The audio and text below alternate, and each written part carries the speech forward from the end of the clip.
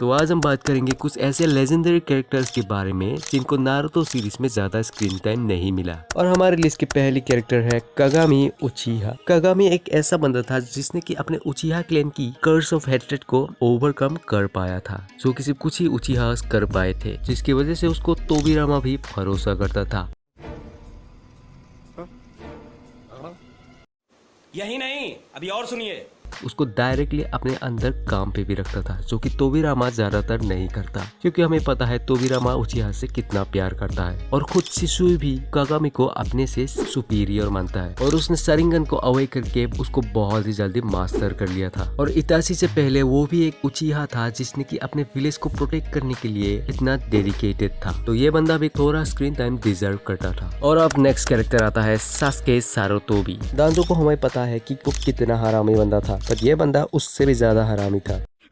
मैं तो तेरे को हरामी समझता था। ऐसा कहा जाता है कि सास्के बचपन से ही काफी टैलेंटेड बंदा था, जिसके फादर सारुतोबी क्लैन को लीड करता था। और क्योंकि उनकी क्लैन लैंड ऑफ फायर में बेस्ड था, तो उनको काफी सारे पावरफुल क्लैन के साथ फाइट करना पड़ा था, और सबसे पावरफुल क्लैन उचिहा और सेंजू क्लैन के साथ भी, ऑल्दो वो उनके सामने कुछ भी नहीं था। और जब उनकी क्लैन मेंबर दूसरे क्लैन से डिफीट हो रहा होता है, तब वो अपने फादर से बात करके उनकी क्लैन के लीडर बनना चाहता था, पर क्योंकि उसका उम्र थोड़ा छोटा था, तब उसकी फादर उसको मना कर देता है। बस भाई को बनना है तो बनना है, तो वो दूसरे क्लैन के साथ फाइट में उसके फादर को मरवा देता है, जिसके बारे में किसी को भी पता नहीं चला। और जब वो न्यू लीडर बना, तब कहा गया है कि उसके तरीके काफी ब्रूटल थे। वो दूसरे क्लैन के बच्चों को किडनैप करके उनको वार में अपने क्लैन के सामने खड़ा कर देता था, ताकि दुश्मन क्लैन को अपने ही क्लैन के बच्चों को मारने में हेजिटेशन हो, जिससे उनको एक एडवांटेज मिलता था। और उसके ही वजह से ये टेक्निक्स हर क्लैन में फेमस हो जाता है, जिसकी वजह से दूसरे क्लैन भी इस टेक्निक को यूज करते हैं। और जब सास्के को पता चलता है कि उसकी बेटी एक उचिहा से प्रेग्नेंट हो गई है, तब वो अपनी बेटी को भी मार देते हैं। और वो ये सब काम काफी चुप चुप के करता था, जिसकी वजह से लोगों को ये तो पता था कि वो काफी टैलेंटेड बंदा है, पर उसके ब्रूटल काम को ज्यादातर लोगों को पता नहीं था। सास्के सारुतोबी का बहुत सारे दुश्मन थे, पर उसको एक ही बंदा सबसे ज्यादा हेट करता था, एंड इट वाज हिकाकु उचिहा, हमारी लिस्ट की नेक्स्ट कैरेक्टर। हिकाकु भी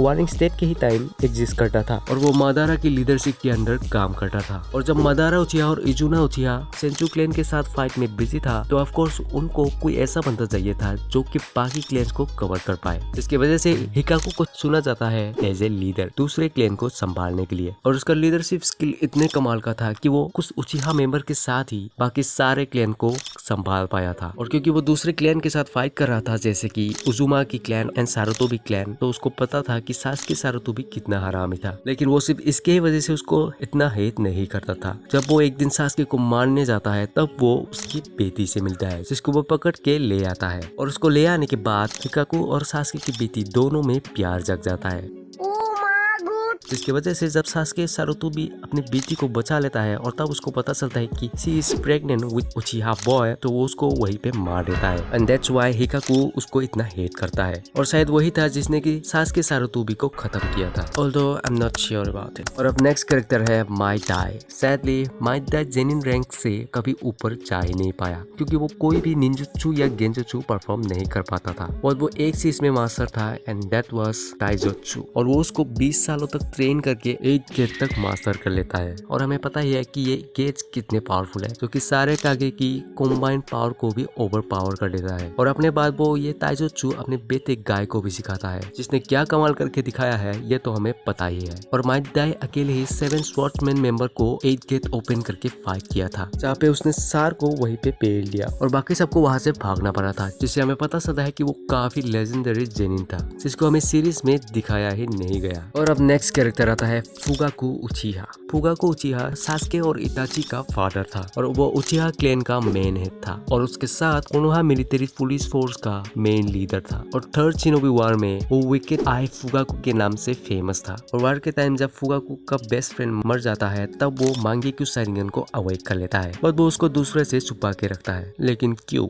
ऐसे ही सेक्सी लग रहा था। और हमें पता है कि मांगेकुश शारिंगन को कोई ऐसा वैसा उचिहा अवेक नहीं कर सकता। तो इससे हमें पता चलता है कि वो कितना पावरफुल था, इतना कि उसको मिनातो के साथ कंपेयर किया जाता है। कहा गया है कि उसको भी होकागे के लिए नॉमिनेट किया गया था और उसके पावर की वजह से इताची भी उसके साथ फाइट को अवॉइड करना चाहता था। फुगाको इतना पावरफुल होने के बाद भी इस कैरेक्टर को नारुतो सीरीज में ज्यादा स्क्रीन टाइम नहीं मिला। और अब नेक्स्ट कैरेक्टर आता है साकुमो हताके। साकुमो हताके काकाशी का फादर था और वो कोनोहा विलेज की व्हाइट फेंग के नाम से फेमस था। एक दिन उसको एक मिशन में भेज दिया जाता है जो कि कोनोहा के लिए बहुत ही इंपॉर्टेंट था, पर अपने टीममेट्स को बचाने के लिए वो अपने मिशन को छोड़ देता है, जिसकी वजह से उसको विलेज के लोगों से काफी हेट मिल रहा था। और वो हेट इतना था कि उसके बाद वो डिप्रेशन में चला जाता है और बाद में सुसाइड कर लेता है। साकुमो एक जीनियस शिनोबी था और उसके टाइम में एक काफी पावरफुल शिनोबी था, जिसके स्किल्स की वजह से उसके ओपोनेंट उसके नाम से ही डर जाते थे। जब काकाशी युगाकुरी की शिनोबी के साथ फाइट कर रहा था तभी वो काकाशी को साकुमो समझ लेता है, जिसकी वजह से सारे शिनोबीज डर में आ गए थे। और इससे पता चलता है कि वो कितना फियरफुल शिनोबी था, जो कि डेफिनेटली एक बैक स्टोरी डिजर्व करता है। और अब नेक्स्ट कैरेक्टर आता है शिसुई उचिहा। शिसुई उचिहा क्लैन का एक काफी टैलेंटेड शिनोबी था, जिसने बहुत ही कम उम्र में ही अपने टैलेंट की वजह से बिना एफर्ट के ही जोनिन रैंक में पहुंच गया था। और जोनिन बनने के बाद वो बहुत ही जल्दी उसकी टीम का कैप्टन भी बन जाता है। और वो इताची का भी बेस्ट फ्रेंड था, जिसने मरने से पहले इताची को अपना शारिंगन दे देता है, क्योंकि उसकी शारिंगन बाकियों से काफी पावरफुल था। And he is the reason जिसकी वजह से इताची का मांगेक्यू शारिंगन इतना पावरफुल है। उसके शारिंगन के डर से पूरे किरीकी निंजास उससे डर के भाग जाता है और बाद में उसके पावर को काबुतो भी रिकॉग्नाइज करता है और कहता है अगर वो उसको रिकॉर्डिनेट कर पाता तो उसकी शारिंगन से पूरी वार उनके फेवर में हो जाता। तो नो डाउट कि शिसुई एक एपिक कैरेक्टर था, जो कि डेफिनेटली एक बैक स्टोरी डिजर्व करता है। और हमारे लिए इसकी फाइनल कैरेक्टर है मिनातो नामिकाजे, नारुतो की फादर, कोनोहा विलेज की येलो फ्लेश और नारुतो सीरीज के सबसे फास्टेस्ट कैरेक्टर और कोनोहा का फोर्थ होकागे। और भाई ये बंदा कभी भी हार नहीं सकता, चाहे उसके सामने हजारों शिनोबी आ जाए या फिर नारुतो सीरीज के 100 कैरेक्टर के साथ इसको सबसे